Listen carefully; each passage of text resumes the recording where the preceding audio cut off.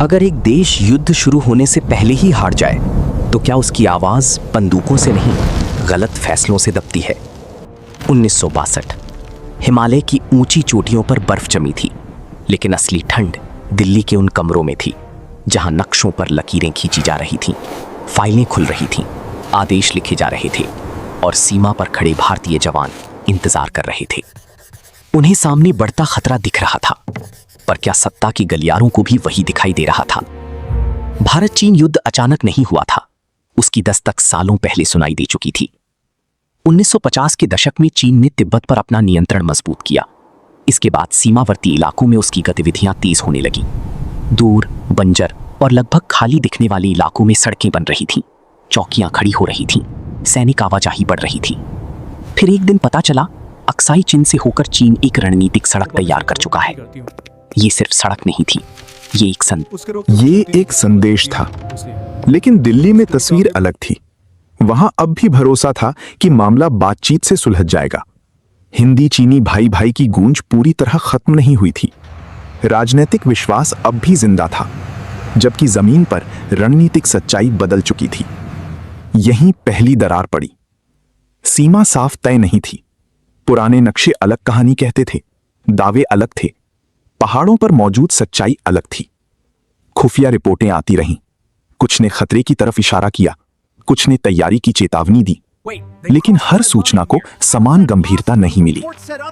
देश के सामने सबसे बड़ा संकट दुश्मन नहीं था, बल्कि दुश्मन को सही समय पर सही तरह से समझ न पाना था।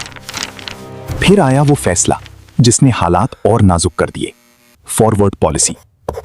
निर्णय लिया गया कि भारत सीमा पर आगे बढ़कर नई चौकियां स्थापित करेगा ताकि दावा मजबूत दिखे।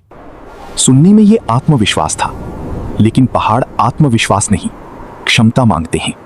कई चौकियां ऐसी जगह थीं जहां पहुंचने के लिए दिन लगते थे। न मजबूत सड़कें, न तेज आपूर्ति, न तत्काल सहायता। कुछ पोस्ट इतनी अलग थलग थीं कि अगर हमला हो जाए तो मदद सिर्फ कागजों में मौजूद थी। फिर भी जवान पहुंचे, ठंड में, ऊंचाई में, सीमित साधनों के साथ। उनके पास इच्छा शक्ति थी, साहस था, लेकिन क्या साहस रणनीति की कमी की भरपाई कर सकता है? कई सैन्य अधिकारियों ने कठिनाइयों की ओर ध्यान दिलाया। मौसम कठोर है, हथियार सीमित हैं, संचार कमजोर है, रसद मुश्किल है। लेकिन दिल्ली जल्दी परिणाम चाहती थी और पहाड़ तैयारी मांग रहे थे। उधर चीन शांत था, और इतिहास बताता है, जब दुश्मन अचानक चुप हो जाए तब सबसे ज्यादा सुनना चाहिए। अक्टूबर 1962। फिर एक सुबह पहाड़ों ने गोलियों की आवाज सुनी। लद्दाख से लेकर पूर्वोत्तर सीमा तक कई मोर्चों पर हमला शुरू हुआ। भारतीय चौकियां कटने लगी, संपर्क टूटने लगा, सैनिक घिरने लगे।